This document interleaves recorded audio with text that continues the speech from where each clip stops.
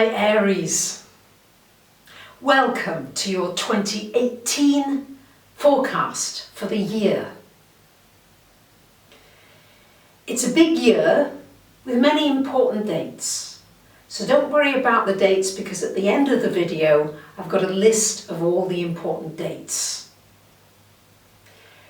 I think it's important to start out with saying that Saturn just went into Capricorn at the end of 2017, so going to be in this 10th house resonating with Pluto for the next 3 years approximately. So Saturn in your 10th house, Aries, is going to give you an opportunity to create a new framework for your career, your work. It could be your public life, how you want to be seen publicly. For those of you that have been working towards a serious career for some time, could well get some really wonderful rewards during this time. Recognition, appreciation, acknowledgement. There'll be those of you who will be dismantling your career altogether and saying, hey, you know, I want to start on a new trajectory. I want to start with something completely different. And so you may be restructuring your career and restarting it in a completely new direction. You're probably, because of Pluto here, going to be looking at your destiny path. What am I here for? What's my purpose? How can I deepen the meaning in everything that I do? So I think that's going to be a big backdrop of the year for you. And you're going to keep being drawn upwards and outwards, saying, you know, where do I shine? Where is it that I make my special difference? Because the eclipses this year, for the most part, are again in Leo and Aquarius. Leo, the fire sign, the flame within you that is unique. And Aquarius, sharing those gifts that are unique to you only with the world, with the wider community. That could be one person in a relationship, it could be your family, it could be the world itself. So let's break it down into some dates. January the 31st, we've got a lunar eclipse happening here in Leo in your 5th house. So the lunar eclipse in the 5th house, shining a light for you, Aries, on your creativity, on encouraging you to bring different skills of yours together. We've been encouraged for lifetimes to separate things off, to become specialists, to become focused, to become really good at something. And it's not to say that there isn't merit in that. But also with this lunar eclipse, it's an opportunity for you just to play around with some of your gifts, some of the things that you enjoy. Maybe it's music, maybe it's dance, maybe it's nature, maybe it's animals, maybe it's books and reading. There are many different expressions, and I'm just naming a few here. Maybe it's calligraphy, maybe it's astrology. But what is it that sets you alight? And that's what these eclipses are going to keep encouraging as they come back January, February, and again later in the year, which I shall cover. It can also bring romance into your life, and I wouldn't be surprised if romance becomes an important factor in your life. And romance, yes, it can be that wonderful love that you experience for somebody where you just feel as though you're on top of the world and you can do anything, you're unstoppable. And it can also be romance with yourself, romancing, nourishing, nurturing yourself so that you come alive and bring more joy into your life. On February the 15th, we've got the solar eclipse happening up here in Aquarius in your 11th house. So this is just shining a light on your friends, your community. Who do you want to share your gifts with? Isn't it time to share your inspiration, share your thoughts, blog, share something that is uplifting to you with others? as you uplift others, you feel uplifted. It works together. So these 5th and 11th houses work beautifully together, and they're going to get activated all year. Big event, May the 16th, Uranus moving into Taurus, finally out of your sign Aries. And it's moving into your 2nd house of money, which is wonderful for being an entrepreneur, for doing something different, for really all those wonderful ideas you've got, Aries, because you have. But time to take a risk.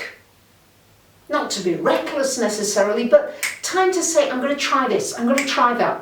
I'm going to see if I can bring these 2 ideas together and make something completely new.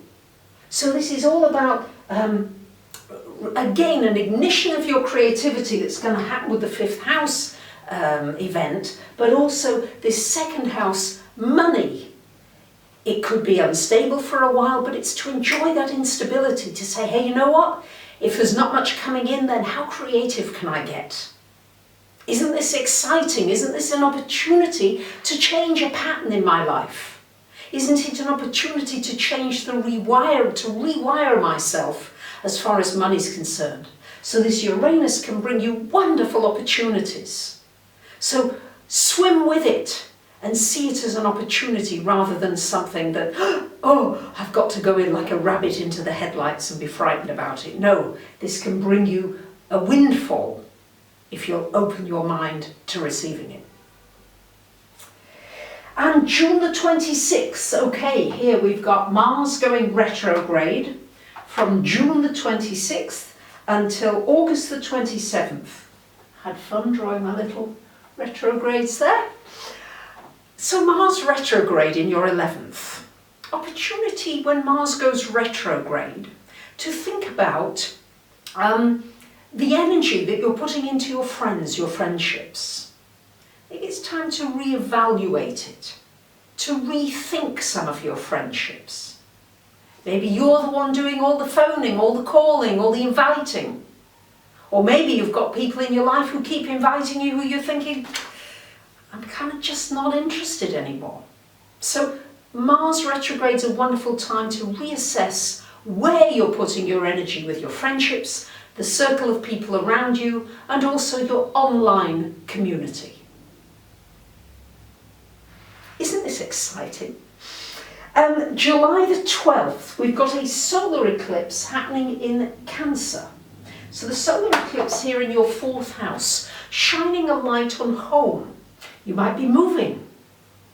You might make some changes into your environment. You might make changes with your family, your surroundings in some way, but you're going to feel a sense, often with a solar eclipse in the 4th, a sense of restlessness, a sense of needing to deepen your understanding of nature, of the earth, of the world, because the bottom of the chart is your connection with the earth. So it could be an awakening for you about reconnecting with earth energies, grounding yourself in a new way. On July the 27th, we've got a lunar eclipse in Aquarius. Getting myself a little bit confused here. So the lunar eclipse in Aquarius, we have the solar eclipse, now the lunar eclipse in July, solar eclipse in February, July, the lunar eclipse. So opportunity really for you to see how you're doing. All right, January, February, you perhaps made some changes, had some thoughts about your friends, your community, reaching out more to people, new ways of doing it, coming up with some new ideas, and then it's almost like a little spot check. How am I doing? Do I need to make some further changes? It's like a wave of energy. Another wave of new friends could come into your life. A wave of new people, some new goals, some new dreams, some new objectives. And then on August the 11th, we've got the solar eclipse happening in Leo. So it's very much about bringing joy into your life. Romance can come into your life, certainly with the solar eclipse here. It's an opportunity for bringing out the child within you, for having more fun. and then activating from that a whole new circle of friends. Because as you change, as you become more creative, so what's happened for me, I've awakened to creativity with my readings, with my astrology, with the channeling, with the painting, with the music. There's so much. And you're unlimited too. If I can do it, you can do it.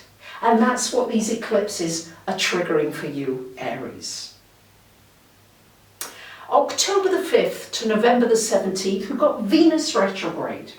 Going retrograde initially here in your 8th house, another little RX, and then going back into your 7th house of relationships. So Aries, opportunity when Venus goes retrograde to reevaluate your finances, your relationships. Here it would be a good idea to reevaluate any assets you've got, any money or any resources. Maybe you're going to take care of somebody else's resources, a partner's money and finances. And then here, coming back into your house of relationships, an opportunity to reevaluate how you deal with relationships. Somebody from your past could come back into your life, reignite a relationship. It could come good. You may find that you really meet each other on a different level now. You can go to a deeper level and really be together. Or it may be a closure and a completion to free you so that you can draw someone new into your life. And finally, last but not least, on November the 8th, we've got Jupiter. Where's Jupiter gone? Jupiter going into Sagittarius in your 9th house. Wonderful placement. Jupiter's at home in Sagittarius, that's the first thing to say. Going to be there for a year from November 8th. And in your 9th, an opportunity for you to travel, an opportunity to travel in your spiritual journey, to broaden it, to widen your perspective, to meet people from overseas, to take some more risks, and to know that it's all going to work out really well for you. So it's a powerful year ahead. The outer planets are about the earth and water energies, and there is a video, might be published, I'm not sure when I'm doing it, but I will do it soon, on the 2018 aspects, generally, for all the signs. So please do tune into that. And also, don't forget, I've done a whole video about retrogrades. Mercury retro, Venus and Mars retro this year, so I felt it was important to cover what it means. So there's a little intro video which is free, but also I'm charging just $25. For those of you interested, it's 3 videos, over 45 minutes long, all about Mercury, Venus and Mars retrograde, what it means in the natal chart. Maybe you've got it natally, or maybe your husband or wife or family member does. What it means, what the do's and don'ts are, tips, and also going through all the houses so that you can follow it. It'll be a resource that you can use time again to follow when these retrogrades happen, because they keep happening 4 times a year. Mercury, every couple of years, Venus and Mars.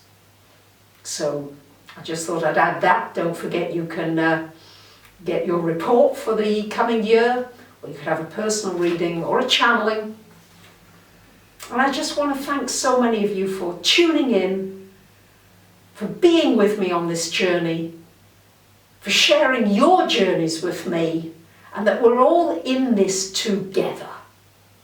And I'm excited about this coming year, 2018. I think it's a year of some major breakthroughs and opportunities for us really to work together, to play together, and to begin to create more of the world that we really want to see in our hearts. Looking forward to your comments and feedback as always. Thank you for sharing this, commenting and subscribing. Bye for now.